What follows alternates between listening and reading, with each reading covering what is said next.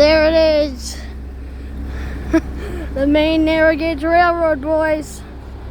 Oh, hell yeah. It's a combine. That's like, I think, a combine coach. That's cool. One side for me.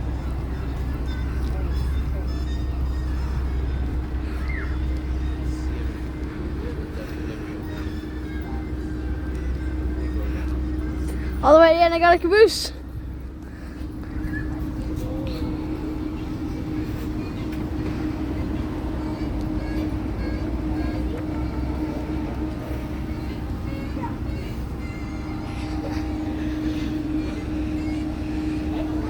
All the way at the front, got a diesel engine.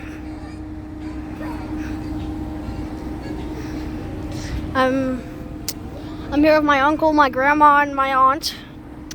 All the way up here in Portland, Maine, to ride in the Maine Narrow Gauge Railroad.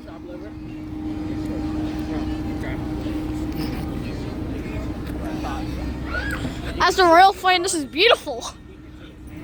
Never seen a narrow gauge railroad before. Well, in real life at least.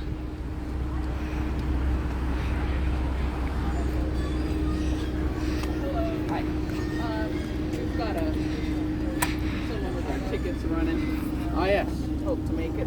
Oh yes, you will. So, an old combine coach, I think. This is Corbin, our rail fan. Hello, nice to meet you. I'm recording a video. Hello. You in the open air car? Oh, Yes, sir. yeah, beautiful. Hi, open air car. I scan everybody's tickets while we're on the way. So. Thank you. Where do you want to go? Open air car. Okay. So that's where. So just step aboard. Okay. Coach 105. So I'd say I'm just gonna sit here.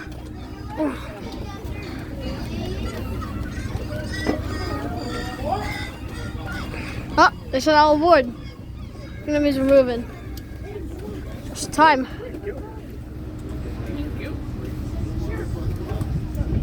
Oh, Hello, and welcome aboard the Maine Narrow Gauge Railroad. We'll be getting underway in just a couple of minutes. But before we leave, we do have a few safety announcements, so please listen carefully. Please remain seated while the train is in motion. Do not cross between the train cars. If you are seated in one of the enclosed coaches or the caboose next to a glass window, it's very important you keep your fingers, hands, and arms inside the train and not under the window. Federal regulations prohibit the use of any smoking or vaping devices of any kind on railroad property. Now sit back, relax, and enjoy your 40-minute round-trip ride on Oh, it's the 40 Maine Narrow minutes. Gauge Railroad. The tracks on which we're riding were formerly used by the Grand Trunk Railway. Grand A Trunk. standard gauge train that ran from Portland all the way up to Montreal, Canada.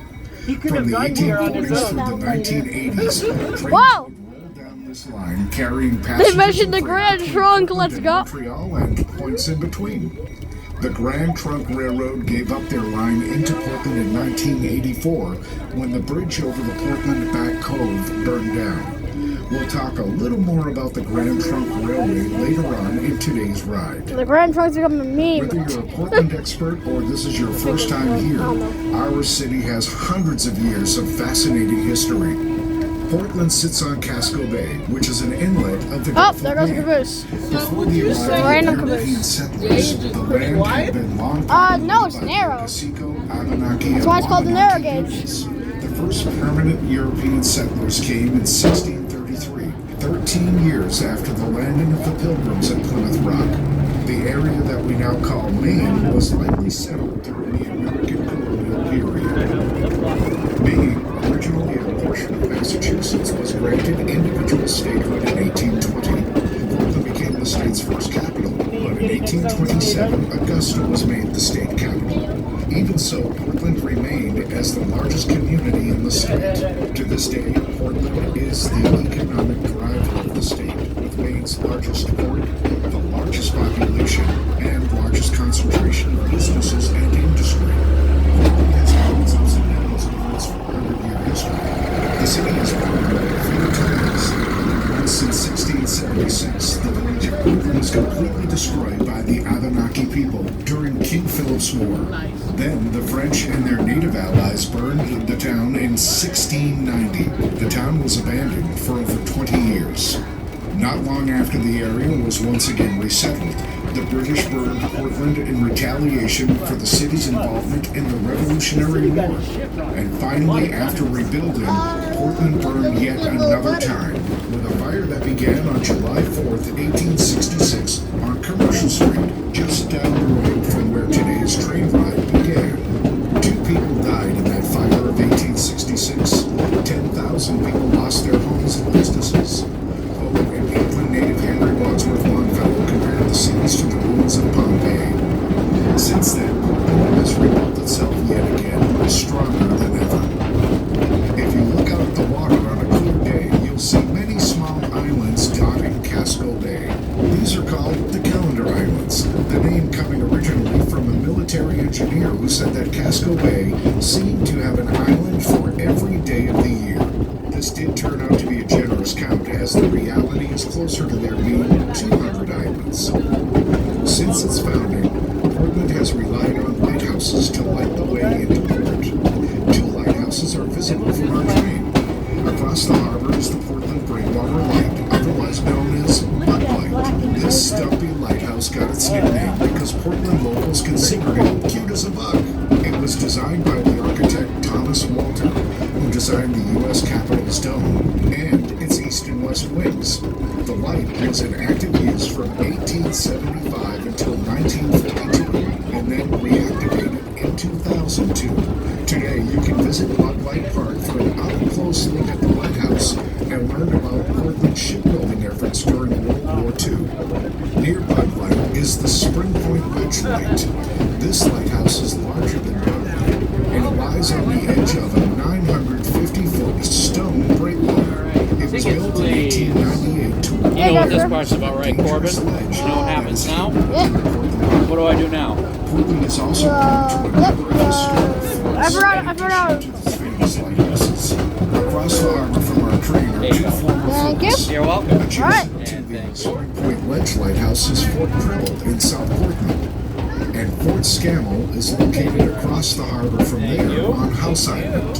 House Island, where you might be able to see Fort Scammell in the hillside, was the home of a U.S. immigration quarantine station from 1900 to 1920. Thousands of immigrants to the U.S. and Canada were examined there in those years, and those with contagious diseases were quarantined in the hospital, afraid of new attacks from the water, so construction was then sped along. Unfortunately, progress was not fast enough. Work stopped on Fort Gorges in 1865, just in time for the Civil War's end. Even if the fort had been activated during the Civil War, advancements in war technology would have made the granite-built fort obsolete before it ever fired a shot. Fort Gorges proved to be more useful as a storage facility. Since its completion, it has been used to store everything from landmines to automobiles. These days, the fort is empty, and the only way to get to it is by boat or by an organized tour. The most populous island in Casco Bay is called Peaks Island.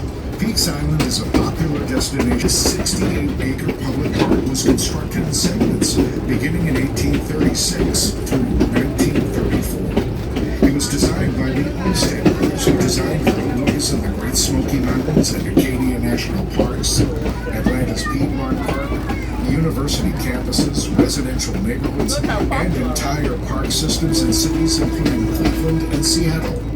Today, the Eastern Promenade is known for its excellent views of Casco Bay.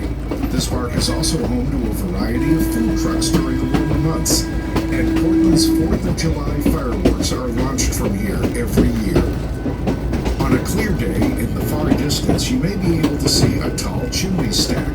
This is part of the Lyman Power Station on Cousins Island. The power station is typically only used for periods of high demand. Closer to the end of the main narrow gauge rail line is Mackworth Island. If you exit the train during our brief stop, you may be able to get a good view of this island directly across the bay from us. But during European settlement, it was gifted to its namesake, Arthur Mackworth, in 1631.